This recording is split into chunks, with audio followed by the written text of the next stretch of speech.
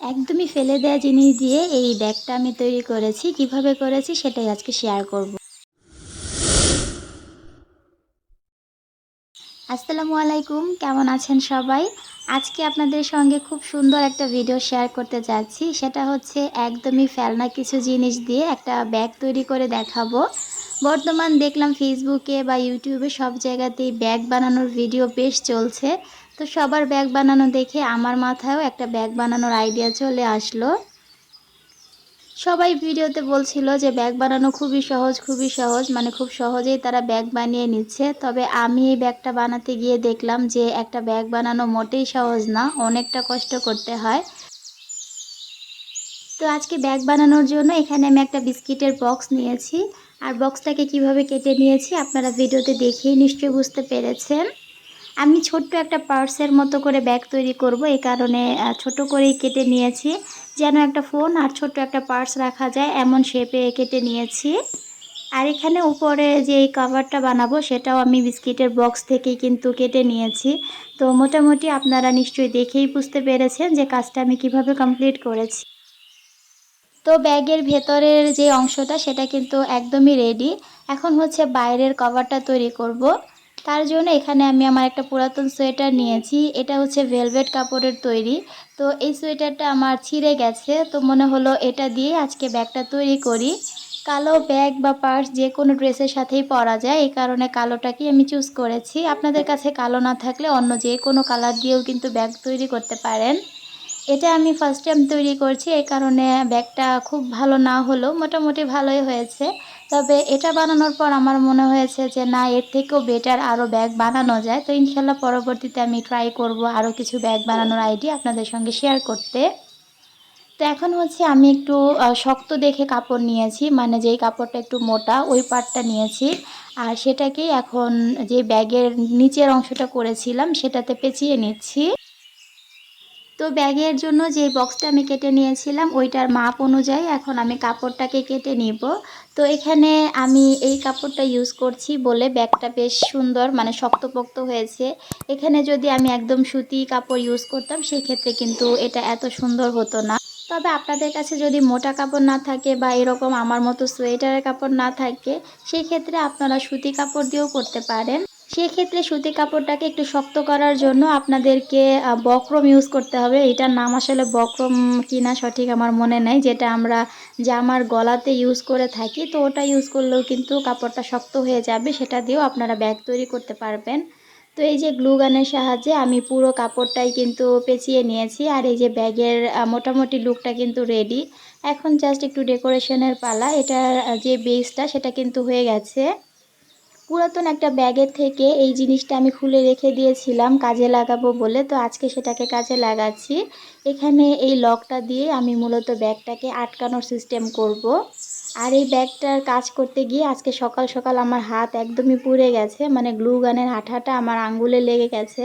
তো ওই জায়গাতে পুরো মাংসটাই উঠে গেছে। আর গ্লু গানের আঠা দিয়ে এটা লাগাতে আমার বেশ ঝামেলাই হচ্ছিল। যদি সেলাই মেশিন হতো তাহলে সেলাই করে ব্যাগ বানাতে গেলে কিন্তু খুব ইজি হয়। আমি যেহেতু আঠার সাহায্যে পুরো কাজটা করেছি, আমার অনেক বেশি ঝামেলা লাগছিল। তো যাই হোক, হাত পুড়ে গেছে। একবার ভেবেছিলাম যে কাজটা এখানেই বন্ধ করে দিই, মানে আর করব না। তো পরে মনে হলো যে না, যেহেতু ব্যাগ বানানো শুরু করেছি, দেখি ফাইনাল লুকটা কেমন আসে। ভালো হলে আপনাদের সঙ্গে শেয়ার করব, ভালো না হলে করব না। তো মোটামুটি ভালোই লেগেছে, এই কারণে আইডিয়াটা শেয়ার করা। এই যে দেখতে পাচ্ছেন একটা লক আমি লাগিয়ে নিয়েছি। আর এটা আমি কিভাবে লাগিয়েছি সেটা আপনারা দেখেই নিশ্চয়ই বুঝতে পেরেছেন। ডিআইওয়াই বা ক্রাফটিংয়ের কাজগুলো আসলে মুখে বলে বোঝানোর থেকে দেখে বোঝাটাই আমার মনে হয় খুব বেশি সহজ। আপনারা দেখলেই বুঝতে পারবেন যে জিনিসটা কিভাবে বানানো হয়েছে বা কিভাবে লাগানো হয়েছে। তো লকটা আমি হচ্ছে একটু উল্টা লাগিয়ে ফেলেছিলাম, পরবর্তীতে এটা খুলে আমি ঠিকঠাকভাবে লাগিয়ে নিয়েছি। এই লকটা লাগানোর কারণে কিন্তু ব্যাগটা অনেক বেশি শক্তভাবে লেগে থাকবে। এটাতে যে কোনো জিনিস আমরা রাখতে পারবো, সেই সাথে বাইরেও এটা ইউজ করতে পারবো। তো এই যে লকটা লাগানো কিন্তু খুব ইজি, জাস্ট ভেতরের দিকে একটু চাপ দিলে এটা সুন্দর মতো লেগে যায়। তো ব্যাগের কিন্তু 80% কাজ পুরোপুরি কমপ্লিট। এখন জাস্ট এটাকে একটু ডেকোরেশন করার পালা। তো এটাকে সাজানোর জন্য আমি এই লেসটাকে সিলেক্ট করেছি। এটা যেহেতু কালোর মধ্যে, এই কারণে মনে হলো এই লেসটা দিলেই ভালো লাগবে। তো এই লেসটা দিয়ে আজকে এই ব্যাগের চারপাশটাকে আমি একটু ডেকোরেশন করব।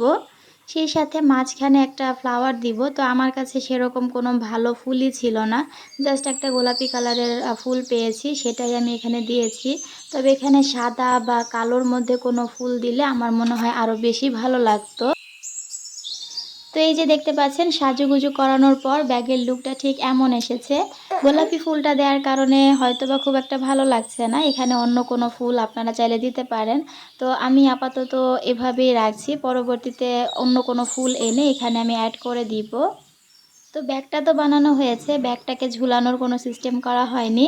তার জন্য এখানে একটা বেল্ট দেখতে পাচ্ছেন, এটাও আমি আমার পুরাতন একটা ব্যাগ থেকে কেটে নিয়েছি।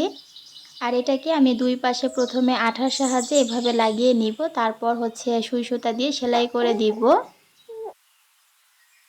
তো আপনাদের বাসাতে চাইলে কিন্তু এরকম পুরাতন ব্যাগের বেল্টগুলোকে রেখে দিতে পারেন বা লকগুলোকেও রেখে দিতে পারেন। পরবর্তীতে নিজেই এভাবে ব্যাগ তৈরি করে নিতে পারবেন পছন্দ মতো কালার বা ডিজাইন অনুযায়ী। তো এই বেলটা দেখতে পাচ্ছেন একটু অন্য টাইপের কালার, মানে এটা কিন্তু কালো না, কালো ব্যাগের সঙ্গে এই বেলটা খুব একটা ভালো লাগছে না। এই কারণে এই যে বেলটা এটাকে আমি একটু কালো কালার করে নিচ্ছি, অ্যাক্রিলিক কালার দিয়ে জাস্ট উপরের অংশটাকে কালার করে নিচ্ছি। আর এই যে আমার ব্যাগের ফাইনাল লুকটা এখন আপনাদেরকে দেখাচ্ছি। বেলটাকে কালো করার পর এটা কিন্তু অনেক বেশি ভালো লাগছে, মানে খুব সুন্দরভাবে ম্যাচ হয়ে গেছে। এখন ফ্লাওয়ারটা যদি সাদা বা কালো হতো তাহলে মনে হয় ব্যাগটা একদম 100% পারফেক্ট হতো। তারপরও এই লুকটা আপনাদের কাছে কেমন লেগেছে অবশ্যই কমেন্টে জানাবেন।